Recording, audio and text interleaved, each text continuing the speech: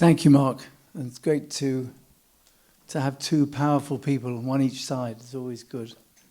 And this is a very special forum. It is, as you said, my fourth.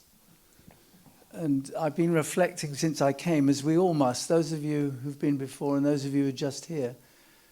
You learn every moment, every minute, something happens that leaves you with a bit of a legacy that sort of develops. So I was delighted when the organisers looked at the theme of inner wisdom, theme of acting with courage and acting with compassion, because they resonate so strongly with the experience, the lived experience that we all have.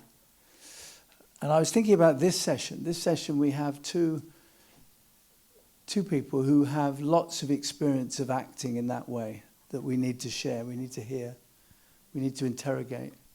But think when they're describing their actions, think how they work in your context. Think what you might have done. I always think of placing yourself in the shoes of the one that you're listening to is such critical, wearing their hats. The two issues of acting, courage and compassion, struck me listening to the wonderful president this morning, how hard they both are. So I wanted to start with that. It's not an easy thing to be courageous. And it's certainly not an easy thing to be compassionate. We like to think it is, but I suggest to you that it isn't. That these are not default behaviors. We don't do them until we're stopped from doing them. We just don't do them enough.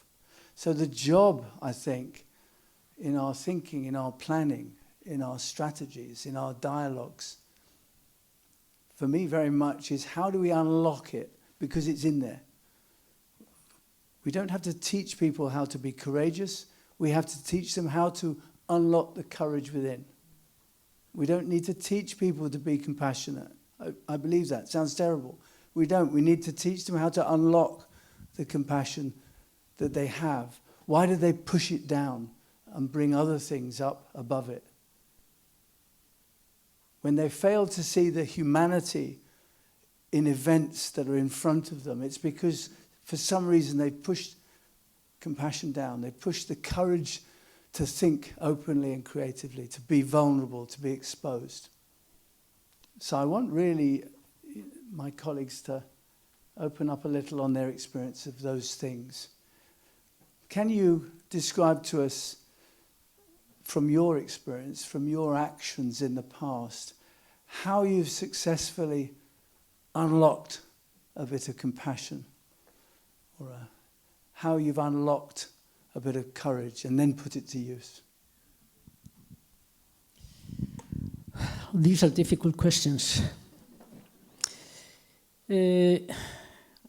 I was thinking about this a little bit yesterday. I was thinking about compassion and courage. And for me, how do you bring it about? How do you unlock it, as you said? In a way, I think it can be more difficult to unlock courage than compassion.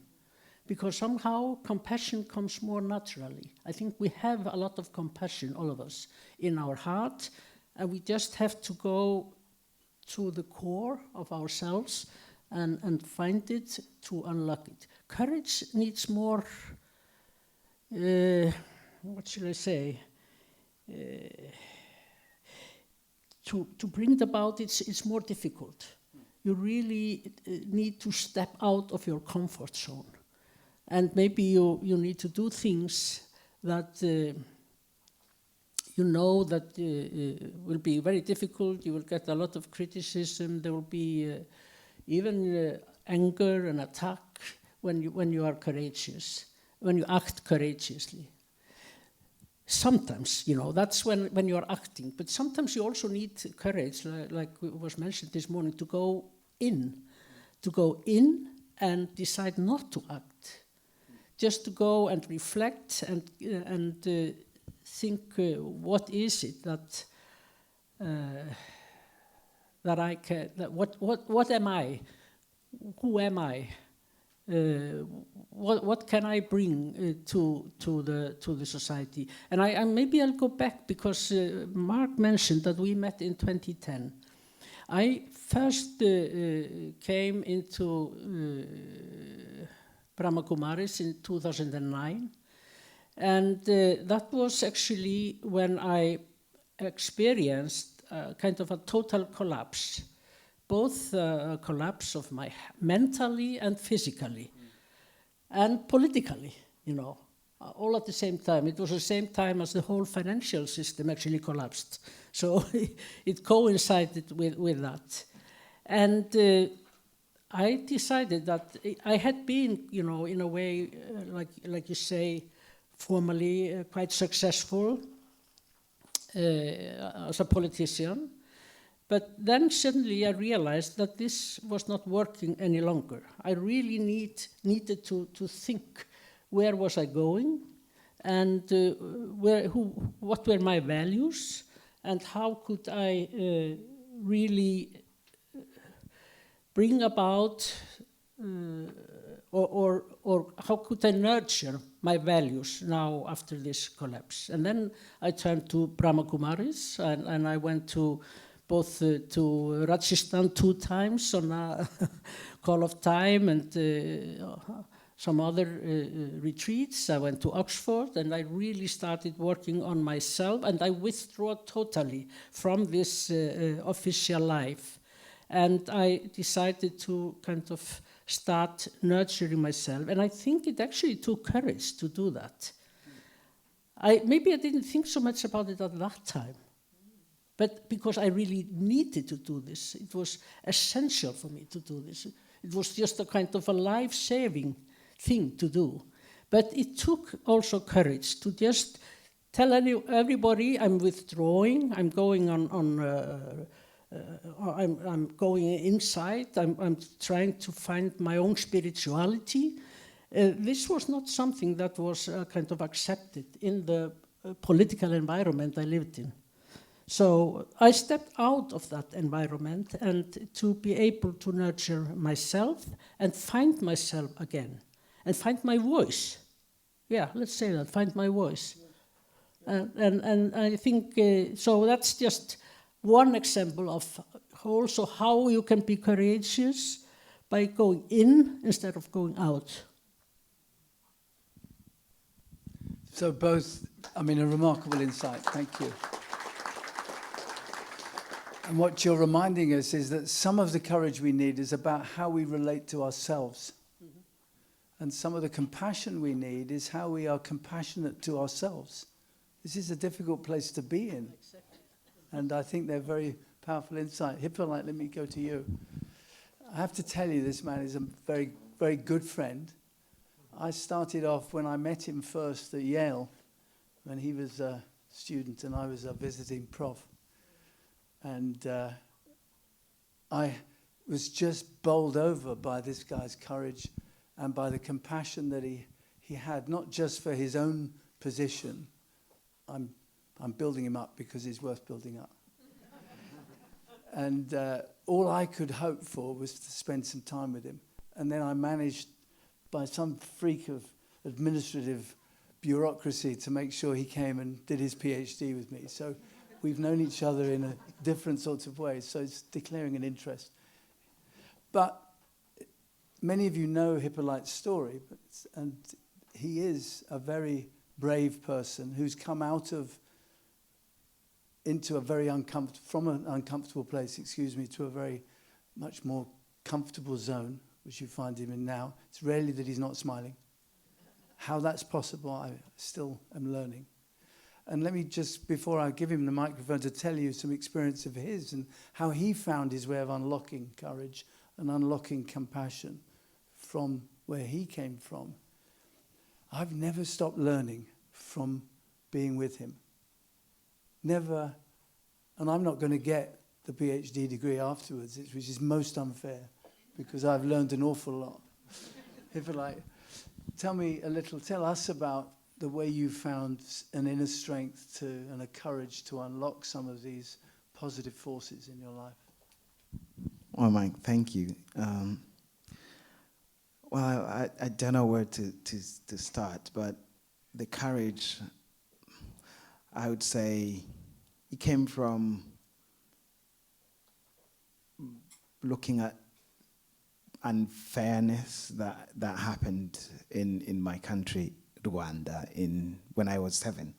And there was time where I didn't think that there will ever be another life, because I couldn't see how I won't be killed in 100 days of the genocide against the Tutsi, because the people I knew in the village, whoever wasn't a killer was hiding.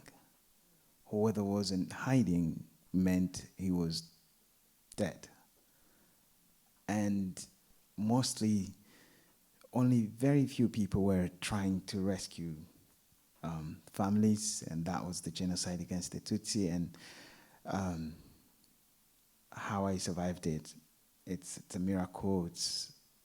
There are people who tried everything. They didn't survive. And there are people who also tried everything, but nothing saved them. So it's not like, oh, you survived by doing this or by doing that. So after the genocide, and I had to start my primary school, and I didn't speak in class for a long time, because everything could remind me of everything else. Seeing a woman would remind me of a woman I saw being tortured and raped, I'm sorry to say. And, a child, my classmates would remind me of children I was with who were no longer in life and who were killed. And everything was, when you talk about cabbage, it would remind me of a head of a person. So it was horror, sitting in memories and horror. I couldn't say anything in class. I don't know how I was getting good grades.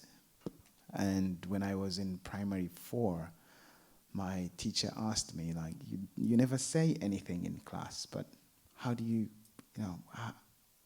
how do you succeed?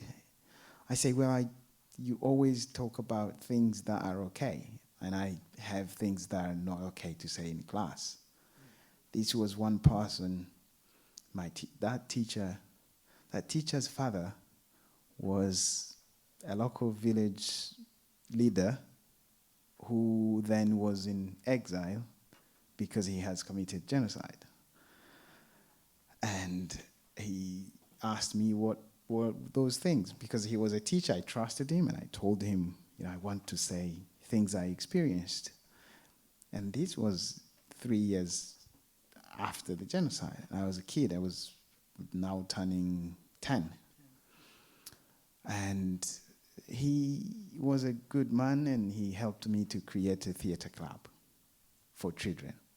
That time, to say you are a friend to an ex-perpetrator's kid, none of the families were supportive of friendship for kids, because it was like, how can you be a friend to that kid from that family? And it was both sides. It wasn't one side or the other. But when we started, that teacher helped me to create a theater club for kids.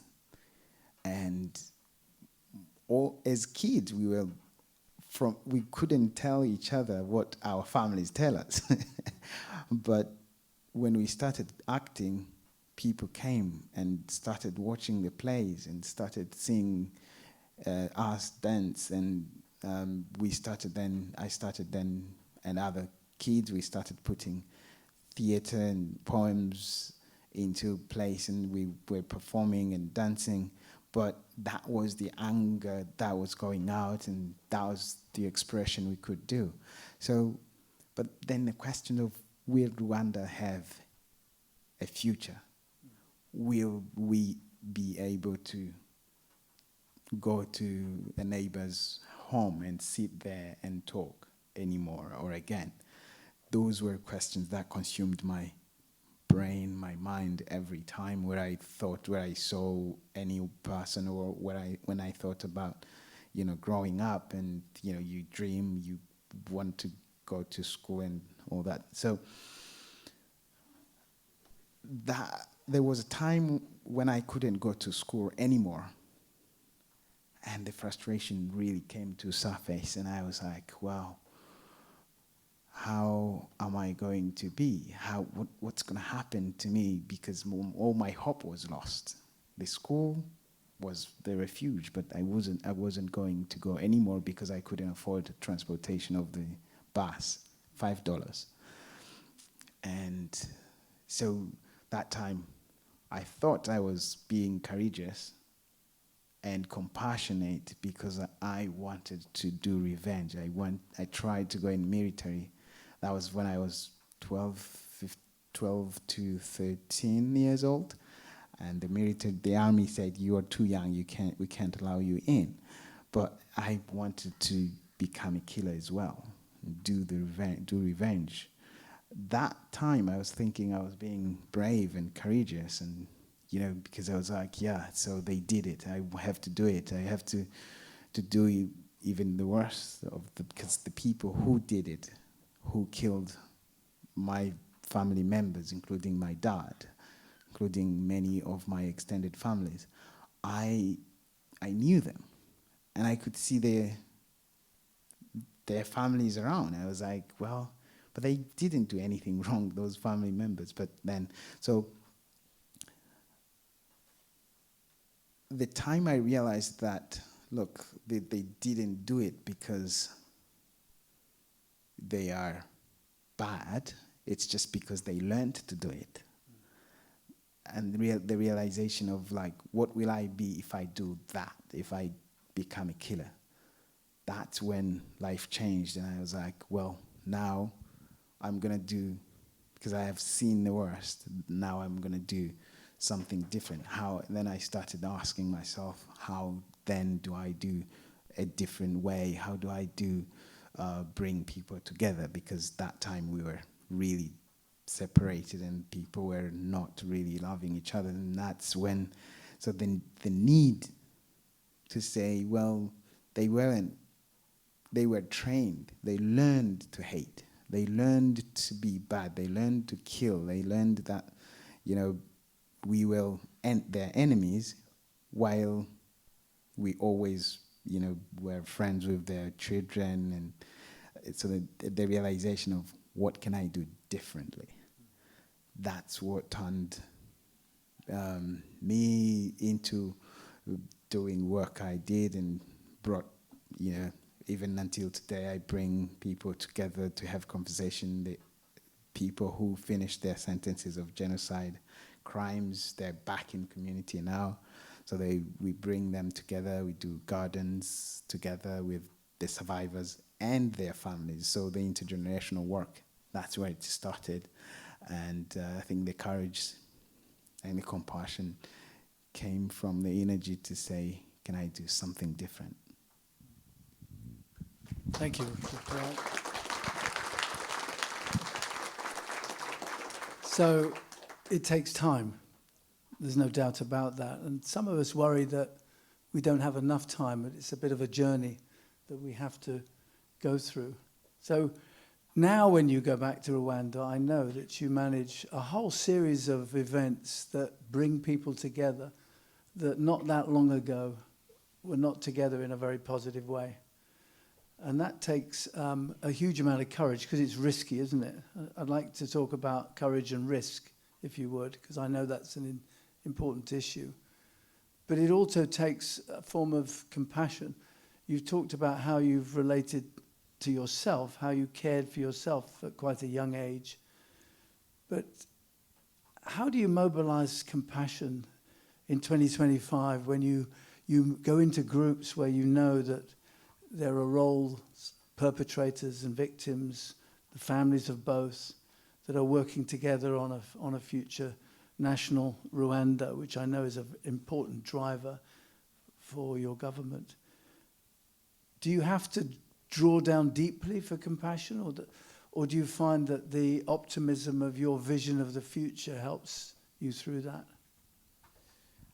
I think that there's no one way, one entry point, but one person today asked me, like, what's the entry point? I said, well, you got to stick together. You got to stick together, and you have to understand that there's no way out. If you want to live a life with other people, you've got to work with them. But the way compassion, empathy, love, I don't think these are words you do. These are not the words you do, I think, because I see compassion from my godparent who were Hutu, who rescued us, who had to hide us in their house in a very difficult condition, in very difficult conditions, but they did it. They took risks, and they said, well, if we have to die, then we will protect you, but if we have to die, we will be with you. So they tried for weeks, and sometimes they helped us to go to a church where actually it went even worse at the church. So I think today when we go into the communities, we start with, sometimes we invite people and the people don't know who is in the room. You're trying to bring together a person whose children was killed with another person who is in that room just few days out of prison. You're trying to bring them together. And the last time they saw each other was probably 31 years ago when one was killing the children of the other. And what you do is you introduce, you say the words, but you're very careful. We are very careful, and sometimes we tell the stories, sometimes we just come, sit in the room, start with silence. Silence is very, very important. And then you will see people start crying without saying a word. And so the compassion is to explain why, explain where we're going. And sometimes it doesn't come in the first explanation or second or third. It comes with healing, because the healing process is different.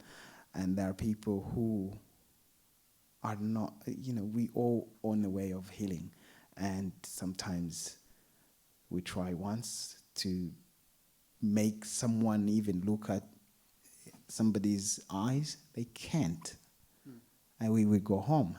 At least we tried. And then tomorrow, and then after tomorrow, we bring, okay, let's go and plant vegetables.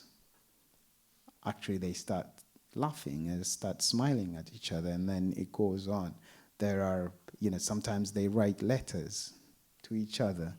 So it's the way we do it's a process work. It's a processing work, and very carefully done, you would say. What is very carefully done, I don't know, but how to do that. It's just the compassion is to do it. And sometimes I have to say, I'm a survivor. And I tell my story sometimes. And among the people I work with, there are people who are born of rape during the genocide. How do you tell that person to be compassionate? It's actually they're the ones sometimes who teach us how to be compassionate.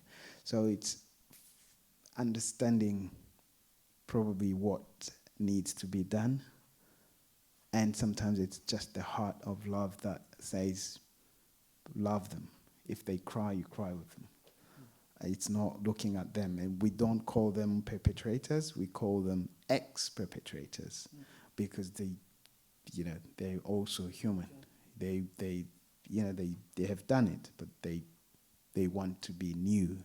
They want to renew their life. how you start the conversation of compassion and empathy. It's to be that and to understand it's not a one-step thing, but a consistent way. That's what I can say. But you be compassionate and people learn.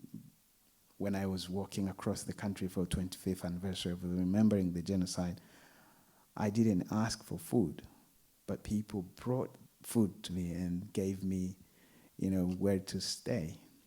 And I was learning. I wasn't doing anything compassionate, but they were doing it. So they were being that peace, and which is why our organization called it Be the Peace. It's not anything you can do. If you're not that, they feel it. Because we have invited people in a room, the time they step in, it doesn't work. The energy is different. And then, so we have all different things. I think the compassion, the process of compassion is to understand what's needed and to be what you think should be. And then I think it works. Thank you, Hyppolite. That was fun. So, it's clearly a process of being and feeling and doing in that way. Have you experiences you can share from your work with the UN, I was thinking, of courage and compassion that was processed in that way? Perhaps from a less extreme or less extreme trauma? I think what we are expressing here are two totally different realities, actually. And I feel, of course, so privileged when I listen to you and your experience that it's really difficult to grasp, the reality that you are talking about, For us that have never been in this situation. The closest I have been is, working in Afghanistan with women in Afghanistan that have, experienced terrible things, and the violence that they have experienced is so brutal sometimes that it's really difficult. It's like what you are explaining in Rwanda. There are, similarities there. And sometimes, you felt that the women, they were worse treated than the livestock on the farm, that their husbands were treating them worse than their livestock. And they would never do things to the livestock that they did to these women. And sometimes it's difficult, how do you deal with this? How do you go from there? And how can you, and you get so lost, how can you help these women? How can you help them take the next steps? And I don't know, I think what you have to do in this, because anger comes quite easily to you. You get really, and can get really angry and frustrated, and you know that if you are angry and frustrated, you don't do much good. So you have to deal with these feelings. And I think then the only thing that you can do is somehow how to connect to your spirituality. I think that's what you have to try to do, and to be detached from this terrible reality. But not, when I say detached, it doesn't mean that you are not dealing with it, but you have to give yourself a little bit of distance, but and to be compassionate, you have to connect to your spirituality. That's the only thing, that I can advise. But I've never been myself in this situation. I've just been a spectator. I've just been there seeing these things, but never myself been a victim or being somehow directly involved. So that is a totally different thing. I just want we are talking, Mike is interviewing us, but Mike, you probably are the best person to address these issues because of the work you've done, and this is probably a surprise, and I'm I'm the bit. moderator.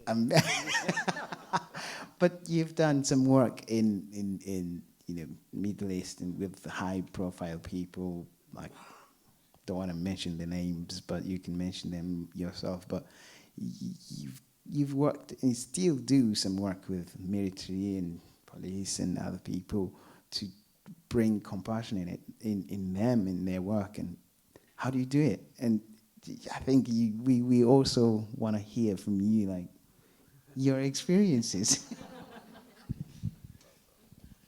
So I actually thought that understanding compassion and creativity as an observer, and you're absolutely right, we can only be observers, however clever we are, was a good reason to be a moderator. But I think it is important for us not to reflect always that we need compassion and courage, creativity, confidence in just the really most dire situations. We need them all the time in everyday life. And perhaps I can share an experience. You know, my best friend is my grandson, who's 14. He's my best mate. For reasons that our president this morning said, because my relationship's not based on judgment. We're just good friends. And he asked me, it was very amusing, he's a clever lad.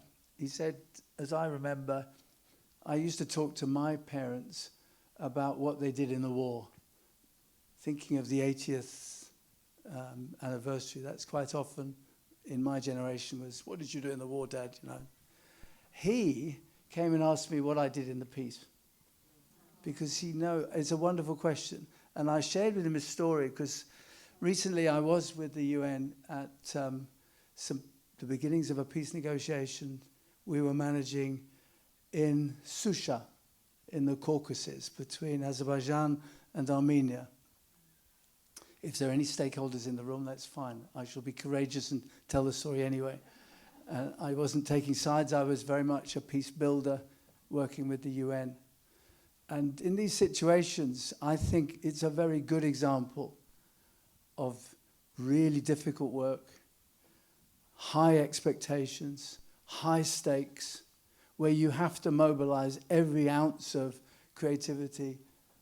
And you have to be courageous and you have to be compassionate. You have to feel for everyone in the room, even if you really have a view that some of them weren't very nice in certain circumstances, because you're building a future, not looking backwards.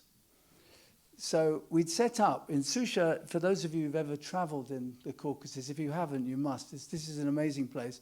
But as you know, it's been contested territory for about 25 years. A product of geopolitics rather than of local conflict. And the war ended, as most wars do in the 21st century, not through mediation and through agreement, but because one side wins. This itself is an interesting thought. This is the 21st century we're dealing with, and peace comes when one side wins.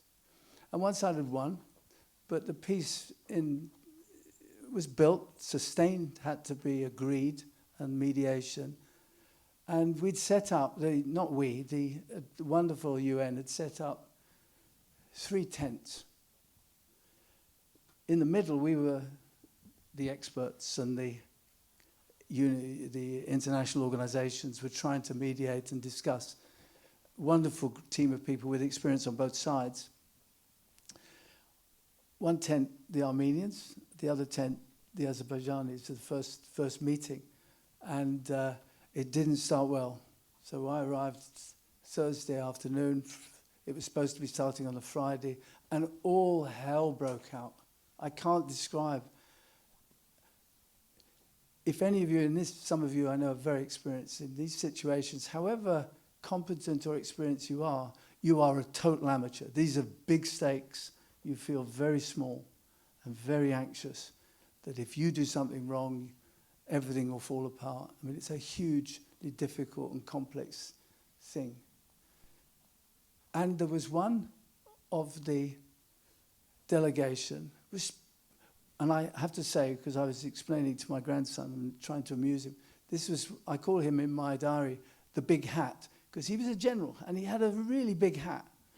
And it was a nice way of thinking in light-hearted ways about a serious issue. So the big hat was banging up and down and shouting very, very loud. And I asked the interpreters what on earth was going on. And this is interesting. He was angry because before the discussions to build the peace even started, he'd been put in the left-hand tent, not the right-hand tent. And his culture said that this was hugely, it's pejorative, it's obviously a deliberate thing, you've decided the outcome of this, you've just pushed us into the left-hand side. Quite remarkable that something so, for me, so trivial, was actually a huge event, huge, big, momentous thing. So this is an example. I don't, for any minute, wish to brag or be arrogant, but there's an example I was sharing with my grandson about courage, about compassion. The first thing I said is that you mustn't be angry or disappointed or frustrated with this guy. This guy was also in high tents, big stakes. So you had to deal with the situation with a huge dose of compassion. You had to feel for this person. He wasn't just an aged general who was angry. He was really anxious. And you had to be courageous. You had to take risks. You had to do something to change this, or we were all going to go home. So I walked with the interpreter and another of my colleagues. We walked down the road, about 100 meters. And what did I do? During that time, all I'd learned in my experience, I spoke about Manchester United football. It's a wonderful leveller wherever you go in the world, for whatever reasons. And this took a lot of pressure out. We started talking about Ferguson, the old manager, and it's amazing how articulate and informed people are about Manchester United for whatever reason. They are. By the time we got to the end of the road, it had been courageous to take him away from his colleagues, take him away from others. We turned around and we looked back up the road, and the Armenian tent was on the right-hand side. And we knew it would be, of course, we'd planned that. And I didn't know how he was going to react, but I pointed out to him that it's okay. We didn't put you in the left-hand tent. We put you in your tent. And, of course, it was on the right-hand side. I know it's a bit of a funny story. But, you know, in order to create conditions where you can build the peace, and I was describing to Jimmy Carter, who we lost last December, you know, a sign over his office door, waging peace. Where we think it's easy to wage war, it's really hard to wage the peace. And to do that, you have to be courageous, you have to take risks, you have to be compassionate and feel for other people, I think. So I tried to think of an example, Hyppolite, of something which was relatively light compared to the stories that you're sharing and the self-analysis that you shared with us.